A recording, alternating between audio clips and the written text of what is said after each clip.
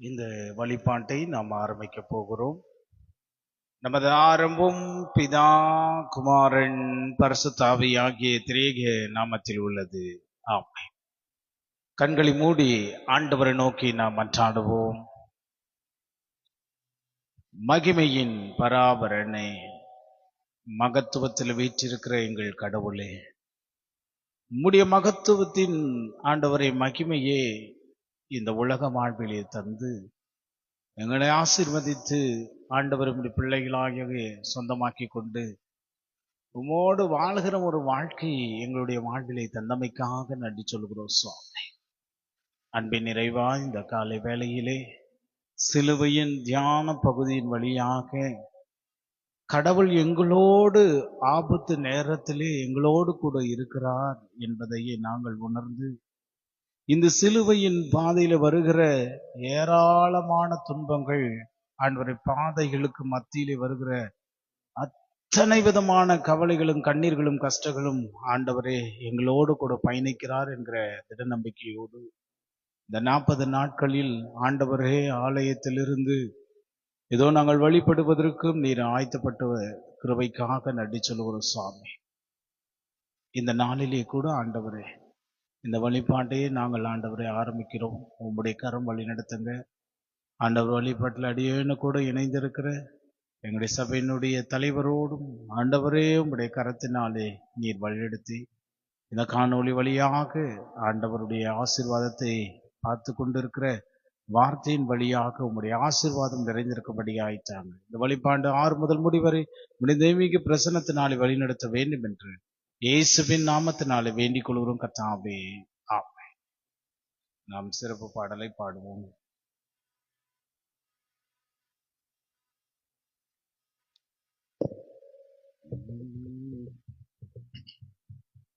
சிலுவை நாதர் இயேசுவின் பேரொளி வீசிடும் தூய கண்கள், சிலுவை நாதர் இயேசுவின் பேரொளி வீசிடும் தூய கண்கள் என்னை நோக்கி பார்க்கின்றன, தம் காயங்களையும் பார்க்கின்றன. என்னை நோக்கி பார்க்கின்றன, தம் காயங்களையும் பார்க்கின்றன. சிலுவை நாதர் இயேசுவின் என் கையால் பாவங்கள் செய்திட்டால் தம் கையின் காயங்கள் பார்க்கின்றாரே. என் கையால் பாவங்கள் செய்திட்டால் தம் கையின் காயங்கள் பார்க்கின்றாரே. தீய வழியில் என் கால்கள் சென்றால் தம் காலின் காயங்கள் பார்க்கின்றாரே.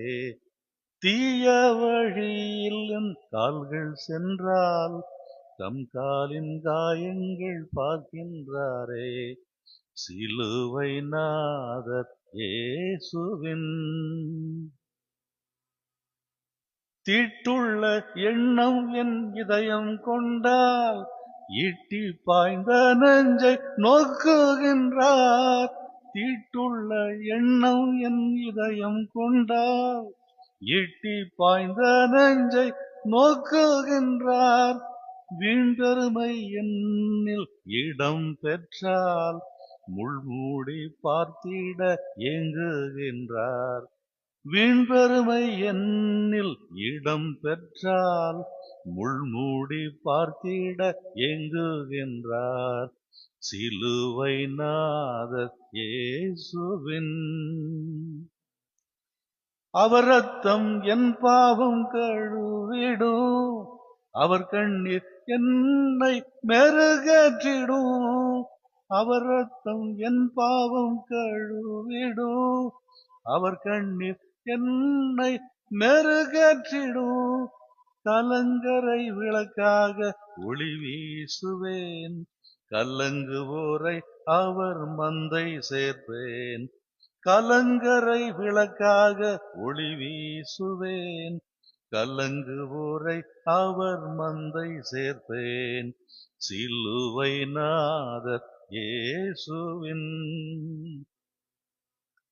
திருந்திடா பாவிக்காய் அழுகின்றார், வருந்திடா பிள்ளைக்காய் கலங்குகிறார்.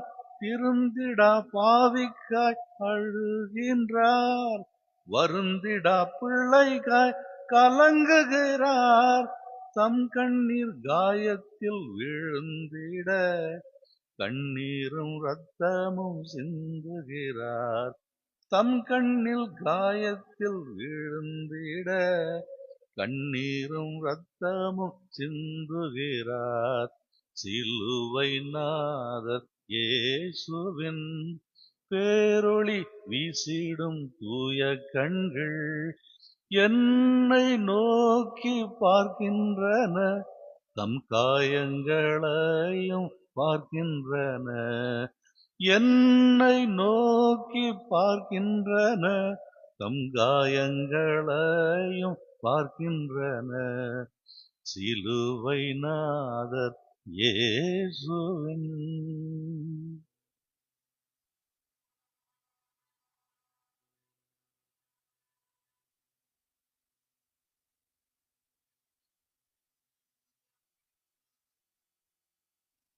பிதாவாகிய கடவுளிடமிருந்தும் ஆண்டவனாகிய இயேசு கிறிஸ்துவிடமிருந்தும் நமக்கு கிருபையும் சமாதானத்தின் தேவன் இந்த சிலுவையின் பாதையின் வழியாக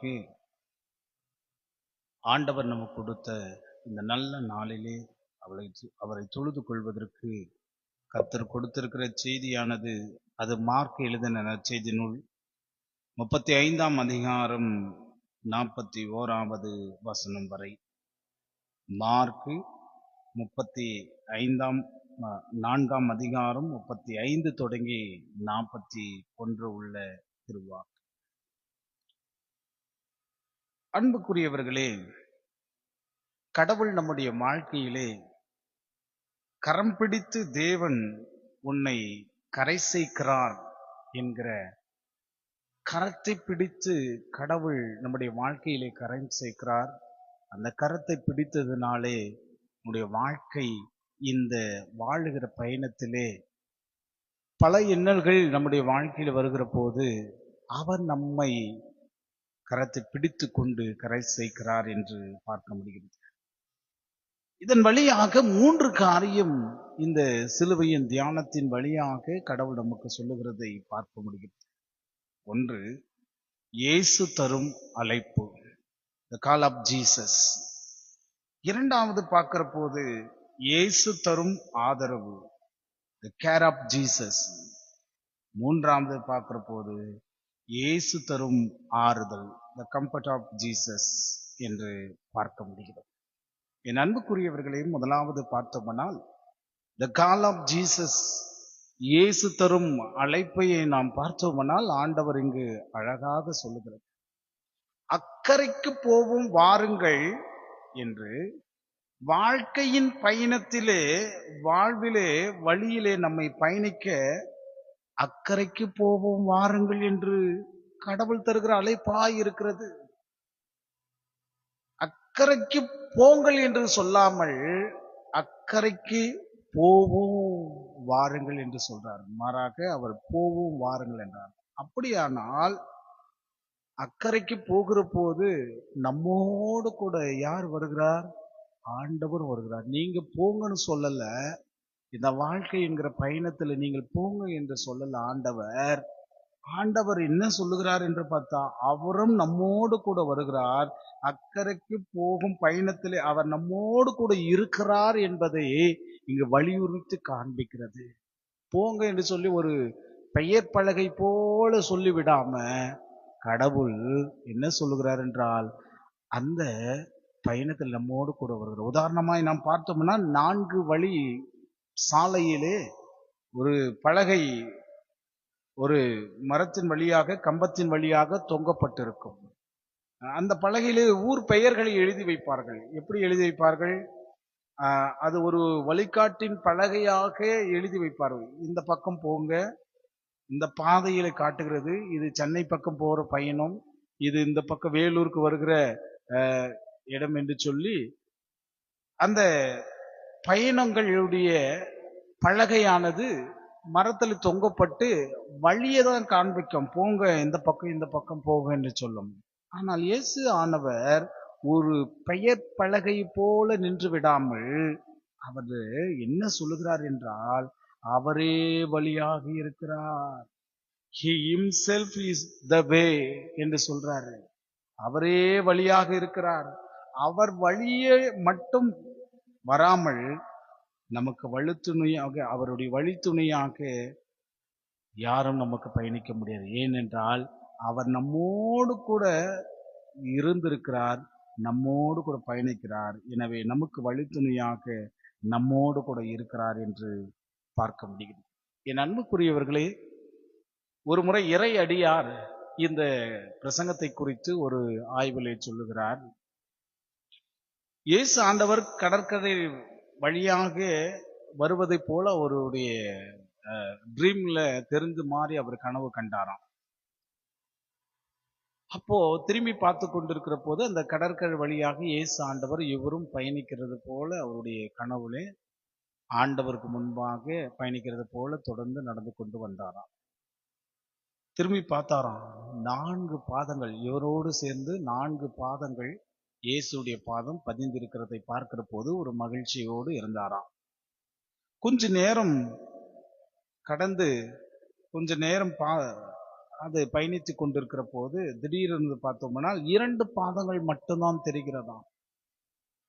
அப்பொழுது அவர் நினைத்தாராம், ஐயோ 2 பாதங்கள் மாத்திரம் மட்டும் தெரிகிறதே, அப்போ இயேசு ஆண்டவர் என்னை விட்டு போய்விட்டார், எனக்கு கால் சுடுகிறது, முள் குத்துகிறது, இந்த மாதிரி சமயத்துல ஆண்டவர் என்னை விட்டு கடந்து போய்விட்டாரே என்று சொல்லி அந்த இறை அடியார் அந்த ட்ரீம்ல நினைத்து சொல்லி கொண்டிருந்தாராம்.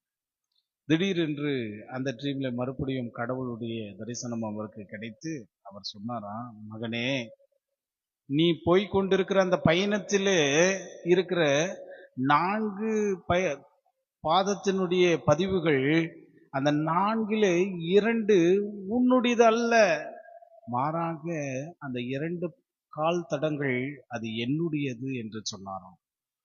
என் அன்புக்குரியவர்களே, அதற்கு சொல்லுகிற போது ஆண்டவர் அவருடைய ட்ரீம்ல என்ன சொன்னார் என்று பார்த்தோம்னால், நீ வழியே சுமக்கிற போது உன் கால்கள் உங்களுடைய முள்களினாலே குத்துகிற போது அந்த வழியே நான் சுமக்கிறேன், என்னுடைய மகனுடைய வழியை நான் சுமக்கிறேன் என்று சொல்லி நீ நடந்து போகவில்லை, நான் உனக்காக அந்த கால் தளத்திலே நான் உனக்காக நடந்து கொண்டு வருகிறேன் என்று சொல்லி ஆண்டவர் சொன்னார். என் அன்புக்குரியவர்களே, கடவுள் இன்றைய வாழ்க்கையிலே பார்க்கிற போது உன்னை தோள் மீது தூக்கி கொண்டு நடக்கிறார். உன் வாழ்க்கையினுடைய பயணத்திலே கடக்கும் போது அந்த பயணத்திலே ஆண்டவர் நம்மோடு கூட இருக்கிறபடியினாலே நமக்கு ஏற்படுகிற ப்ராப்ளங்களுக்கு மத்தியில் அவர் நம்மோடு கூட பயணித்து ஆண்டவர் நம்முடைய வாழ்க்கையில் வருகிறார். எனவே கடல் வழியாக அவர்கள் பயணிக்கிற போது கடலுடைய சீற்றங்கள் இருக்கிற சமயத்துல கடவுள் சொல்றாரு, வாங்கள் அக்கறைக்கு போவோம் வாருங்கள் என்று நம்மோடு ஆண்டவர் வருகிறார் என்று பார்க்க முடிகிறது. ஜனங்களை அனுப்பிவிட்டு அவர் படவிலே அவரை அழைத்து கொண்டு போனார்கள். 2வது பார்க்கிற போது இயேசு தரும் ஆதரவு, the care of Jesus என்று சொல்லப்படுகிறது. 39வது வசனத்திலே நாம் மிக கொடுமையான காலகட்டத்திலே அந்த பகுதியின் வழியாக நாம் பார்த்தோம்னால், இன்றைய சூழலை நாம் இணைத்து பார்த்தோம்னா மிக கொடுமையான காலகட்டத்திலே வாழ்ந்து கொண்டிருக்கிற ஒரு சூழல் நம்முடைய வாழ்க்கை இருக்கு. எங்கு பார்த்தாலும் விபத்து, எங்கு பார்த்தாலும் கொலை, கொள்ளை, ஆபத்து, நாச மோசங்கள் எங்க பார்த்தாலும் இருக்கிறது. இதோடு பார்த்தோம்னா புது புது நோய்கள் எல்லாம் தோன்றுகிறது. சில சமயங்களில் இன்று வரை மருந்து கண்டுபிடிக்காத நோயின் மருந்துகள் எல்லாம் இருக்கிறது. இப்படிப்பட்ட ஒரு பிரச்சனைகளில் நம்முடைய வாழ்க்கையில் சூழல்களில் வரலாம். இப்படி சூழ்நிலையை நாம் சந்திக்க போகிறோம். ஆனால் ஆண்டவர் சொல்றாரு, ஆண்டவருக்கு முன்பாக ஆண்டவருடைய பிள்ளைகளுக்காக மலர்கள் விரிக்கப்பட்ட மெத்தை போல அல்ல எந்த ஒரு சூழலும், மாறாக முட்களும் உண்டு. இந்த உலக வாழ்விலே பல சூழ்நிலைகள் நம்முடைய வாழ்க்கையில வரும். பல சூழ்நிலைகள் நாம் சந்திக்க போகிறோம். எல்லாமே மெத்தை போல வாழ்க்கை அல்ல. இந்த காலை வேளையில் கூட நாம் நினைக்கிறோம், நமக்கு அப்படியே மத்தை போல ஒரு வாழ்க்கை வேணும், சுகமான வாழ்க்கை வேணும், எந்த சூழல் நம்முடைய வாழ்க்கையில வரக்கூடாதுன்னு நினைக்கிறோம். இல்ல, அப்படி கிடையாது வாழ்க்கை. எல்லா நேரங்களும் மெத்தை போல வாழ்க்கை இருக்காது. அப்பப்போ முட்கள் இருக்கும். முட்கள் இருக்கும். முட்கள் உண்டு. ஆனால் முட்கள் இருக்கிற போது அந்த வழியை தாங்கிக் கொள்வதற்கு இயேசு நம்மோடு கூட இருக்கிறார். அதுதான் இங்க சொல்லுகிறது. இயேசும் தம் சீடர்களும் படகில் பயணம் செய்கிறார்கள். சீசர்களும் இயேசு இருந்த படகிலே தான் அவரும் இருக்கிறார். பெரிய காற்று படகை அசைத்தது. பெரிய அலைகள் படகை மோதியது. அந்த படகை கவிழ்ந்து போகிற அளவுக்கு இருந்தது. இந்த பிரச்சனை துவக்கத்திலே மாறாக இடையில வந்த பிரச்சனை. நீங்க பாருங்க, ஆண்டவர் பயணிக்கிற போது, அந்த பயணத்தின் போது வருகிற போது பெரிய காற்று உருவாகிறது, பெரிய அலைகள் உருவாகிறது. இந்த பிரச்சனை ஆரம்பத்தில் இல்ல, இடையிலே வருகிறது. இந்த பிரச்சனை இவங்க பயணிக்கிற போதும் அந்த பிரச்சனைகள் மத்தியில வரவில்லை, இடையிலே வருகிறது. இடையில வந்த பிரச்சனை வந்ததுனால நம்ம எதையும் நம்ம ஒன்றும் செய்ய முடியாது. ஆனா இடையில் வந்த பிரச்சனை இடரலை உண்டாக்காது.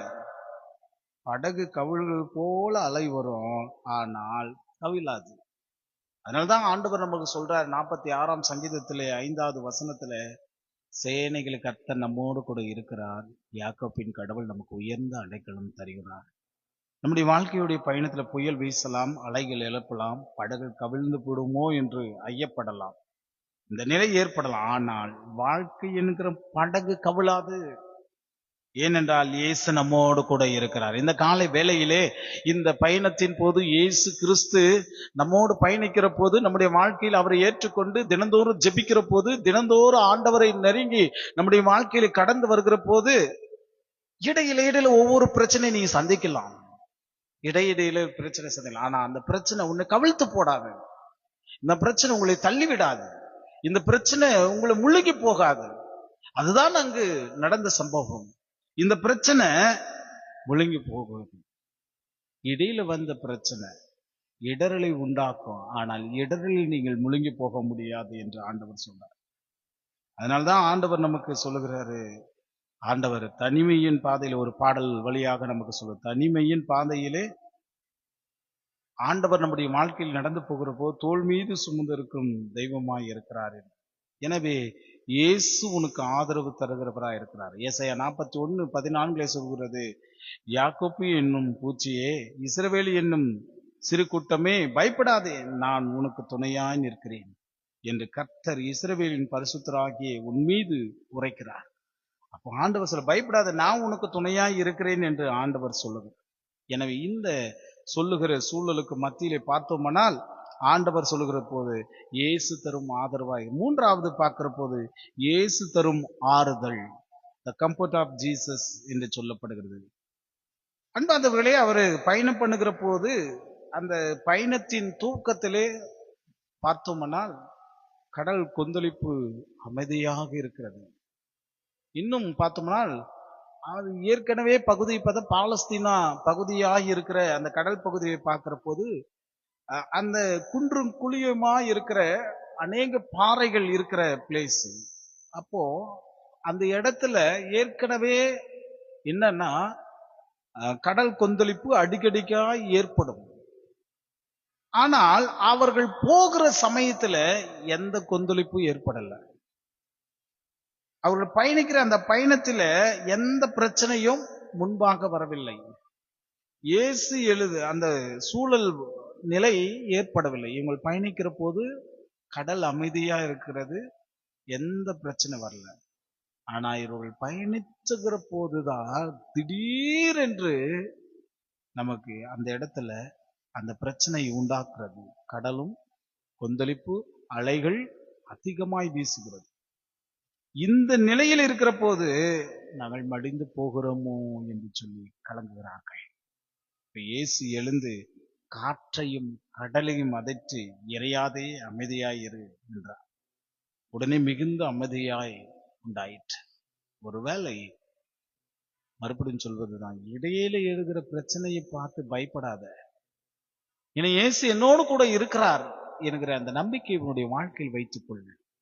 அப்ப எந்த நிலையில் இருந்தாலும் ஆண்டவருடைய பிள்ளைகளுடைய வாழ்க்கையில் ஏற்படுகிற பிரச்சனையை இயேசு அதட்டுவார்.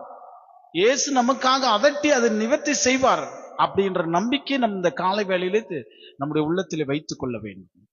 அப்போ ஒரு துன்பங்களும் தீமைகளும் சோதனைகளும் கண்டு ஆண்டவருடைய பிள்ளைகளுக்கு மத்தியில் ஏற்படுகிற காரியத்தை குறித்து ஆண்டவர் அமைதியா இருக்க மாட்டாரு. நிச்சயம் அதட்டு வருவார். ஏன்னா ஆரம்பத்துல பார்ப்பாரு, கொஞ்சம் அமைதியான ஒரு காலகட்ட சூழல், அமைதியா இருக்கு. திடீர்னு வந்து ஒரு பிரச்சனை பார்த்துட்டு நம்ம ஆண்டவர் இடத்துல முறையிடுகிற போது ஆண்டவர் பார்த்துன்னு சும்மா இருக்க மாட்டார். அன்னைக்கு சீடர்களுக்கு அந்த ஐயப்பட்டு ஏற்படுகிற போது, அந்த கவலை நினைத்து அவர்கள் வாடுகிற போது உடனே ஆண்டவர் எழுந்து காற்றை மறதையும் அவர் அதட்டினார். அவர் கண்டு அமைதியா இராமல் உடனடியாக அவருக்கு முற்றுப்புள்ளி வைத்து அமைதிப்படுத்தினார். பின்பு விசுவாசம் குறைவுகிறதை நினைத்து அவர்களை கண்டித்து உணர்த்துகிறார். என் அன்புக்குரியவர்களே, இந்த காலை வேளையிலே கர்த்தருடைய சமூகத்தில் கூடியிருக்கிற நம்முடைய வாழ்க்கை அதுதான். அமைதியா இருக்கும், திடீரென்று புயலை போல கிளம்பும். ஏன் இந்த பிரச்சனை நமக்கு வந்துச்சு, ஏன் நம்ம அமைதியான நம்ம வழியில் தானே போயிட்டு இருக்கோம் அப்படின்னு நினைப்போம். ஆனால் ஆண்டவர் சொல்றாரு, உங்களுக்கு ஏற்படுகிற இடர்களுக்கு மத்தியில நான் உன்னோடு கூட இருக்கிறேன், அதை நீங்கள் மறந்து போக கூடாது என்று ஆண்டவர் சொல்றார். இன்னைக்கு நம்முடைய வாழ்க்கையில இந்த 40 நாட்களிலும் மாத்திரமல்ல, ஆயுள் முழுவதுமாய் கடவுள் நம்மோடு கூட இருக்கிறார். ஒருவேளை நமக்கு ஏற்படுகிற பிரச்சனைனால சோர்ந்து போகாமல், நம்ம ஏற்படுகிற பிராபலத்தை நினைத்து கலங்கி தவித்து கொண்டிருக்காமல், இயேசு என்னோடு கூட இருக்கிறார், மலை போல துன்பம் அது பனி போல மாறும் என்கிற திட நம்பிக்கையை நம்முடைய வாழ்க்கையில் வைத்துக் கொள்ளுது. அதனால தான் இயேசு ஆண்டவர் நமக்காக வந்து சிலுவையின் மூலமாய் நம்மை மீட்டு ரட்சித்து அவருடைய பிள்ளையாய் மீண்டும் சொந்தமாக்கி கொண்டிருக்கிறார். அந்த வாழ்வை பெற்றுக்கொள்வோம். கர்த்தர் உடைய வாழ்வை ஆசீர்வதிப்பாராக. ஆமென். எல்லாம் புத்திக்கு மேலான தெய்வீக சமாதானம் நம்முடைய இருதயங்களும் சிந்தனைகளும் கிறிஸ்துவுக்குள் வைத்து பாதுகாத்துக் கொள்வராக. ஆமென். ஜெபம் செய்வோம். கிருபையும் பரிசுத்தம் நிறைந்த கடவுளே, ஆசீர்வாத மகிழ்ச்சி நிறைந்த இந்த காலை வேளையிலே கர்த்தாவே உம்முடைய திருவார்த்தையே தியானத்தோடு ஆண்டவரே மக்களாகிய எங்களுக்கு ஒரு நம்பிக்கை தந்திருக்கிறீர் சுவாமி. சிலுவையின் வழியாக நோக்கி பார்க்கிறவர்களுக்கு அவர்களுக்கு துன்பங்கள், துயரங்கள், கவலைகள் ஏற்படுகிற போது அந்த கவலைகளுக்கு மத்தியிலே நான் உன்னோடு கூட இருக்கிறேன் என்பதையே மறவாமல், துன்பத்தின் வழியாக கவலையின் வழியாக நான் மடிந்து போகிறேன் என்று ஐயப்படக்கூடாது என்பதையே திருவார்த்தையின் வழியாக எங்களுக்கு எடுத்து சொல்லியிருக்கிறேன் சுவாமி. இந்த நம்பிக்கையோடு இந்த காலை வேளையிலே எங்களுடைய வாழ்விலே ஏற்படுகிற ஒவ்வொரு பிரச்சனையை நினைத்து நாங்கள் முழுங்கி போகிறோம், நாங்கள் மடிந்து போகிறோம் என்று சொல்லி கடவுளிடத்தில் முறையிடுகிற காரியம், ஏதோ உமக்கு கவலை இல்லையா, நாங்கள் மடிந்து போகிறோமோ என்று சொல்லி ஏக்கத்தோடு பார்க்கிற ஒரு சூழல் இருந்தால் ஆண்டவர் சொல்லுகிறார், மகளே மகனே, நான் உன்னோடு கூட தானே இருக்கிறேன், நான் உன் கூட தானே இருக்கிறேன், உன்னை விட்டு நான் விலகுவதும் இல்லை, உன்னை கைவிடுவதும் இல்லை என்று சொல்லி இருக்கிறேனே, நான் உன்னோடு கூட தானே இருக்கிறேன், உன் வாழ்க்கையின் பயணத்திலே நான் உன்னோடு கூட தானே இருக்கிறேன், உன் கவலையிலே நான் அந்த கவலையை சுமந்து கொண்டு அந்த சரீரத்தின் வழியாக இதோ நான் உன்னோடு கூட பயணிக்கிறேனே என்று சொல்லி விசுவாசத்தையே தளவிடாமல் விசுவாசத்தை கண்டித்து உணர்த்துகிறது போல இந்த நாளிலே எங்களுக்கு நீர் கண்டித்து உணர்த்திருக்கிறீர். எத்தனை பிரச்சனை வந்தாலும் இயேசு என்னோடு கூட இருக்கிறார் என்கிற நம்பிக்கை தந்து உம்முடைய பிள்ளைகளாக எங்களுக்கு இந்த காலை வேளையிலே உம்முடைய ஆசீர்வாதத்தையும் ஆண்டவரின் நம்பிக்கை தந்து அருளும்படியாய் தாங்க சாமி. அப்படிப்பட்ட நம்பிக்கையே இந்த காணொளி வழியாக ஆலயத்தில் இருக்கிறவர்களுடைய வாழ்விலும் தந்து நீர் ஆசீர்வதிக்கும்படியாய் தாங்க சாமி. இதனாலே கவலையோடு கண்ணீரோடு போராட்டத்தில் இருக்கிற மக்களுடைய வாழ்வுக்கு இயேசு என்னோடு கூட இருக்கிறார் நம்பிக்கை தாங்க சுவாமி. ஆண்டவர் சரீர பலவீனத்தோடு இருக்கிறவர்களுக்கு இயேசு என்னை சுகப்படுத்துவார் என்ற நம்பிக்கை தாங்க. மனப்போராட்டத்தில் இருக்கிறவர்களுக்கு ஆண்டவர் என்னோடு கூட இருக்கிறார் என்கிற நம்பிக்கையை தாங்க. பிள்ளைகளுடைய எதிர்கால வாழ்வை குறித்து அழுகிற புலம்புகிறவர்களுக்கு கடவுள் எங்களை எல்லாவற்றும் பார்த்துக் கொள்வார் என்ற நம்பிக்கை தாங்க சாமி. அப்படிப்பட்ட நம்பிக்கை ஆண்டவர் எங்களுடைய வாழ்வை தாங்க. எங்களுடைய திருச்சபை மக்களுக்காக, பொறுப்பாளர்களுக்காக நாங்கள் வேண்டுகிறோம். கர்த்தர் வண்ணமாக ஒவ்வொருத்தரும் பேப்பராய் தொட்டு ஆசீர்வதிங்க சுவாமி. குறிப்பாக இந்த நாளிலே கூட எங்களுடைய சபையினுடைய தலைவருக்காக ஆண்டவரே, இந்த நாளிலே இந்த ஊழியத்திலே பங்கு பெற்று ஆண்டவரே திறம்படம் செய்வதற்கும், ஆண்டவரே இது இந்த நேரத்தில் இந்த காலை வேளையை எழுந்து அடியனோடு ஆண்டவரே இந்த ஊழியத்தை திறம்படம் செய்வதற்கு அடியாருக்கு நீ தந்தமைக்காக நன்றி சொல்லுகிறோம். ஆண்டவரே, ஐயாவை ஆசீர்வதிங்க, குடும்பத்தை ஆசீர்வதிங்க. இதை டெலிகாஸ்ட் செய்து கொண்டிருக்கிற ஜான்சன் சாருக்காக நாங்கள் வேண்டுகிறோம். குடும்பத்தையும் உடைய கரத்தில் ஒப்புவிக்கிறோம், பொறுப்பாளர்களையும் உடைய கரத்தில் ஒப்புவிக்கிறோம் சுவாமி. ஆண்டவரே, இந்த நாளிலே கூட வந்திருக்கிற ஆண்டவர் இது சமையலம்மாவுக்காக ஆண்டவரே இருக்கிற அருமை அம்மாவையும் உடைய கரத்தில் ஒப்புவிக்கிறோம் தகப்பனே. இந்த ஊழியம் பெருது, இந்த ஊழியத்தை பார்த்து கொண்டு வாழ்வு நிறைவா இருக்கட்டும். என்னுடைய அருமை தம்பி ராஜனுக்காக வேண்டுகிறோம். ஆண்டவர் இசையின் வழியாக பிள்ளையை உம்முடைய கரத்தினாலே ஆண்டவர் மகனே நீர் ஆசீர்வதிங்க, நீர் வழிநடத்தி ஆசீர்வதிக்க வேண்டும் என்று இயேசுவின் நாமத்தினாலே வேண்டிக் கொள்கிற கர்த்தாவே, ஆமென். அருமை ஆண்டவராகிய இயேசு கிறிஸ்துவின் கிருபையும் கடவுளுடைய அன்பும் பரிசுத்த ஆவியினுடைய அனுநயிக்கவும் இந்த கால வேளையில் நம்பிக்கை தந்த தெய்வம், நான் உன்னோடு கூட இருக்கிறேன், உன்னை எந்த சூழலுக்கு விடாதபடி நான் உன்னை பாதுகாத்துக் கொள்வேன் என்ற தெய்வீக வார்த்தையோடும் கர்த்தர் உங்களுடைய வாழ்வை ஆசீர்வதித்து வழிநடத்துவாராக. ஆமென். என் ஆத்துமாவே கர்த்தரை ஸ்தோத்திரி, என் முழுமே பரிசுத்த நாமத்தை ஸ்தோத்திரி.